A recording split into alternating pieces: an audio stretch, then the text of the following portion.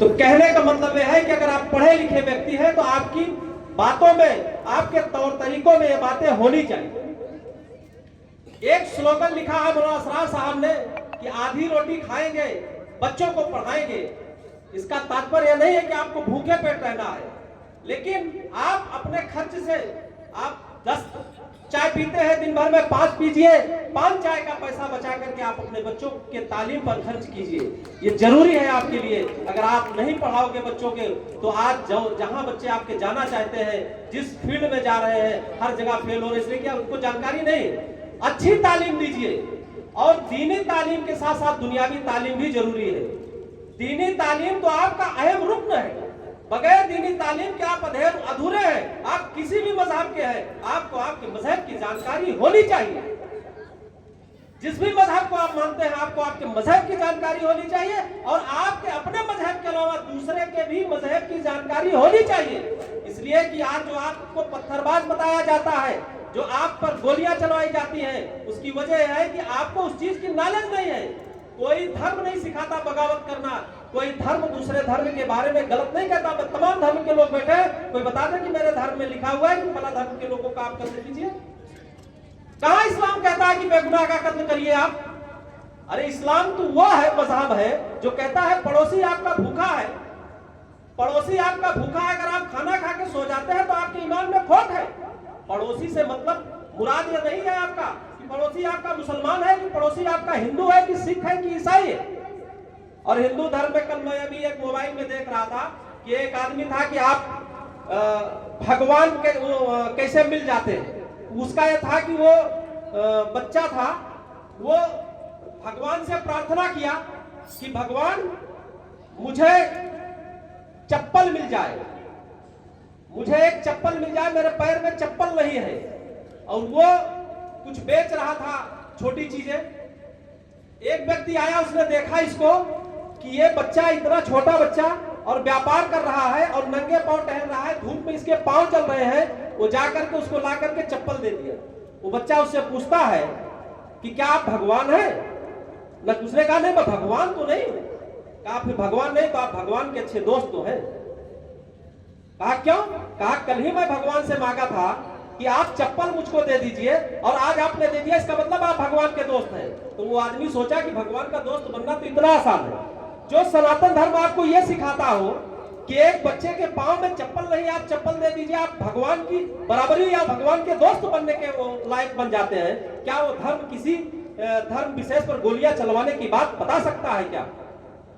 इसकी वजह यह है कि हम पढ़े लिखे नहीं हैं, हमें जानकारियां नहीं है। जिस दिन हमारी कौमें पढ़ लिख लेंगी, उसी दिन ये सारे खुराफात अपने आप बंद हो जाएंगे। अभी आचार्य ओम प्रकाश जी बता रहे थे कि शासक के लोग भी नहीं चाहते कि आप पढ़े, आज सरकारें नहीं चाहती पढ़े, इसलिए एजुकेशन को 2 क्राइटेरिया कर दिया है।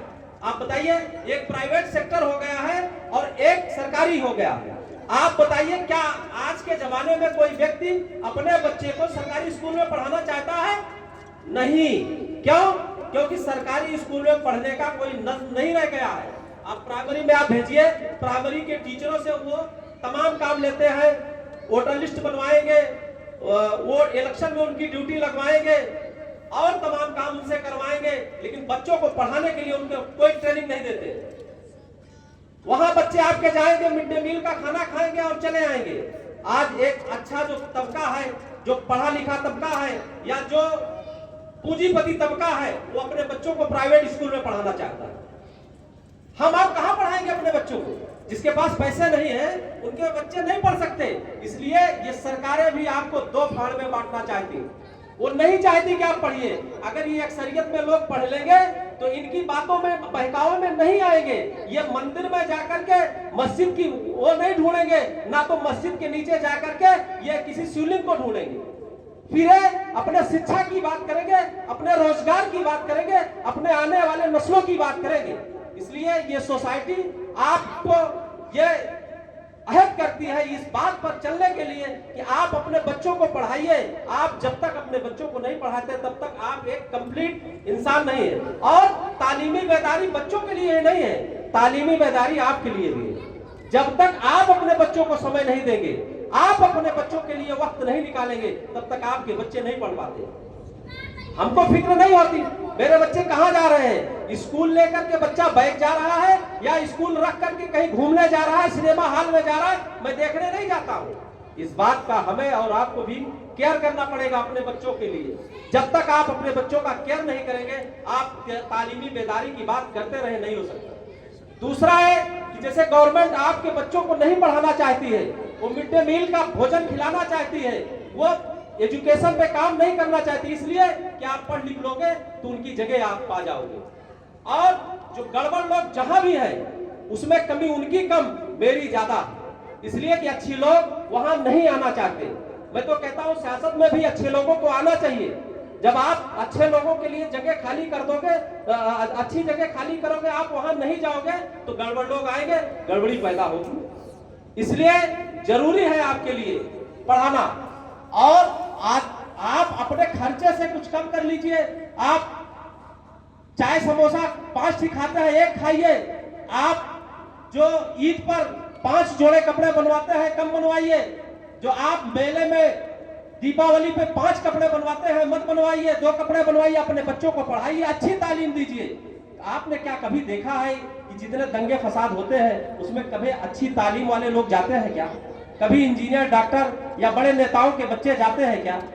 हमारे आपके बच्चे जाते हैं, इसलिए कि हमें आपको इल्म नहीं है।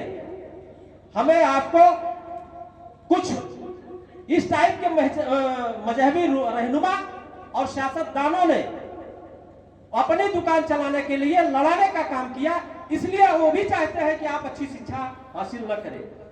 तो मेरी आप सबसे गुजारिश है, चूंकि वक्ताओं की एक लंबी लिस्ट है, मेरी आप सबसे गुजारिश है कि आप पहली तो दीनी तालीम आप हासिल करिए, और दीनी तालीम के साथ साथ दुनियावी तालीम भी आपको हासिल करना उतना ही जरूरी है जितना आपके लिए दीनी तालीम जो है हासिल करना जरूरी है। और मैं तो कहूंगा जितने भी लोग तमाम आलिम यहाँ बैठे हैं, सारे लोग लगभग मदरसा चलाते हैं, आप अपने मदरसों का आधुनिकीकरण करिए। आप अपने मदरसों में अच्छी शिक्षा दीजिए। आप अपने मदरसों में अंग्रेजी भी पढ़ाइए, संस्कृत भी पढ़ाइए, कंप्यूटर भी पढ़ाइए। आप अपने बच्चों को, और मदरसा से निकले वाले बच्चे इंजीनियर भी बने, डॉक्टर भी बने, वकील भी बने, सारे सेक्टर में आपके बच्चे होने चाहिए। जब एक दाढ़ी टोपी वाला और एक कुर्ता पैजामा पहनने वाला आईएएस और आईपीएस बनेगा, और एक